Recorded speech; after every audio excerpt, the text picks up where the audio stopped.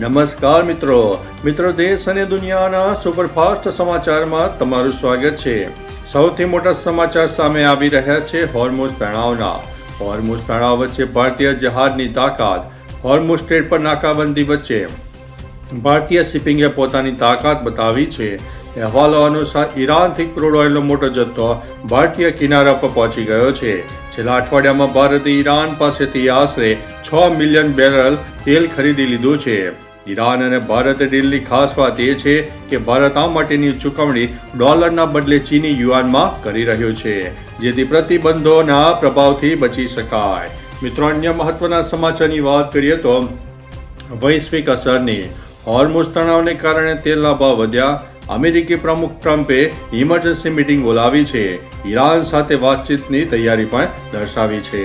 અન્ય મહત્વના સમાચારની વાત કરીએ તો ગુજરાતમાં અન્ય ઘટના।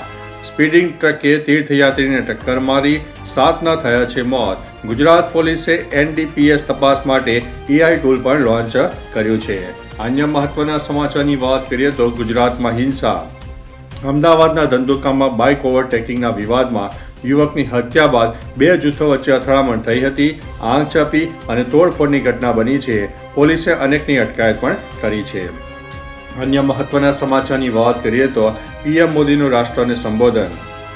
મહિલા અનામત બિલ એટલે કે નારી શક્તિ વંદન લોકસભામાં હાર્યા પછી પીએમ મોદીએ વિરોધ પક્ષો એટલે કે કોંગ્રેસ, ટીએમસી, ડીએમકે અને એસપી પર ભ્રૂણ હત્યા અને સ્વાર્થી રાજનીતિનો આરોપ લગાવ્યો છે। માતાઓ અને દીકરીઓ પાસે માફી માંગી છે। વિરોધ પક્ષે તેને પાર્ટીશન અને ડ્રામેબાજી કહ્યું છે। અન્ય મહત્વના સમાચારની વાત કરીએ તો ભારતે ઈરાની એમ્બેસેડરને તેડાવ્યા। વિદેશ મંત્રાલયે ઊંડી ચિંતા વ્યક્ત કરી છે। 2 ભારતીય જહાજોને અટકાવવામાં આવ્યા છે। તેલના ભાવમાં વધારાની આશંકા વ્યક્ત કરવામાં આવી છે।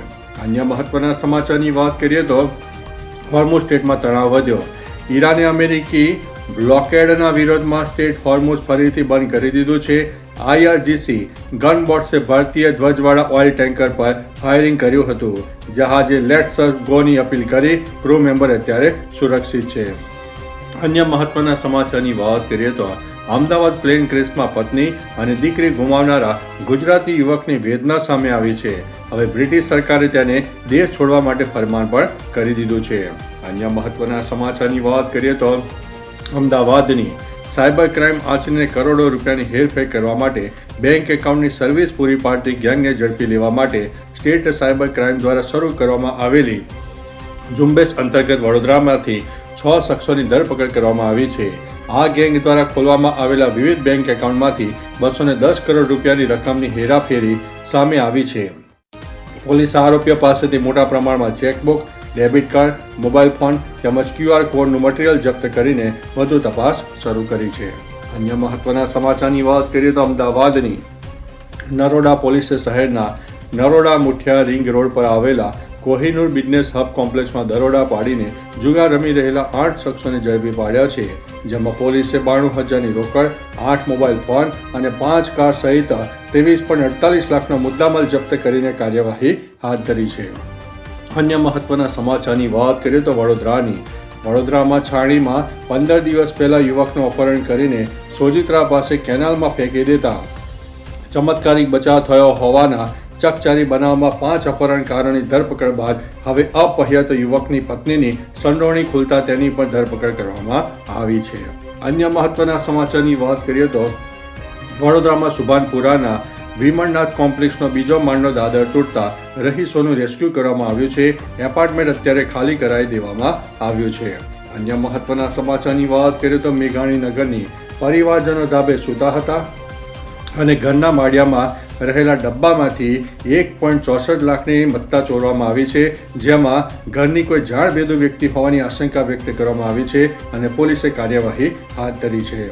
અન્ય મહત્વના સમાચારની વાત કરીએ તો અમરેલીમાં ચલાલા નજીક મોટી દુર્ઘટના સર્જાઈ રહી હતી।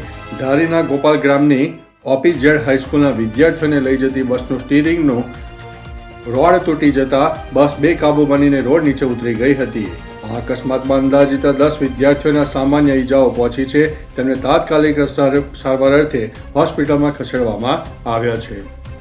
અન્ય મહત્વના સમાચારની વાત કરીએ તો અમદાવાદની બોડકદેવ વાડમાં આવેલા વસ્ત્રાપુર તળાવના રીડેવલપમેન્ટના નામે 20 વર્ષમાં 40 કરોડનું આંધણ કરવાનું આવ્યું છે અને હવે આગળની કાર્યવાહી હાથ ધરવામાં આવી છે. અન્ય મહત્વના સમાચારની વાત કરીએ તો અમદાવાદમાં property tax advance rebate scheme એક દિવસમાં મ્યુનિસિપલ તંત્રને ₹12.11 કરોડની આવક થઈ છે. ત્યારે આગળ વાત કરીશું અમદાવાદની મિલ્ક પનીરની જગ્યાએ એનાલોગ પનીરનો ઉપયોગ કરતા 11 એકમોને મ્યુનિસિપલ કોર્પોરેશનના ફૂડ વિભાગ તરફથી નોટિસ અપાઈ છે. આ એકમોમાંથી ફૂડ વિભાગે લો ફેટ પનીર, હાડ મલાઈ પનીર અને પનીરના સેમ્પલ લીધા છે. આ સેમ્પલ અપ્રમાણિત જાહેર થતા હવે તમામ એકમ સામે કાયદેસરની કાર્યવાહી એડજ્યુડિકેટિંગ ઓફિસર સમક્ષ કેસ દાખલ કરવાની કાર્યવાહી હાથ ધરવામાં આવી છે. આ એકમો પાસેથી ₹3.26 લાખનો વહીવટી ચાર્જ વસૂલ કરવામાં આવ્યો છે. અન્ય મહત્વના સમાચારની વાત કરીએ તો IPL 2026ની સનરાઇઝ હૈદરાબાદે ચેન્નઈ સુપર કિંગ્સને હરાવ્યું છે. 10 રનથી મેળવી છે શાનદાર જીત. તો મિત્રો, આ હતા દેશ અને દુનિયાના તાજા સમાચાર. ફરીથી આવા નવા સમાચાર લઈને મળતા રહીશું. ત્યાં સુધી અમને રજા આપશો. નમસ્તે.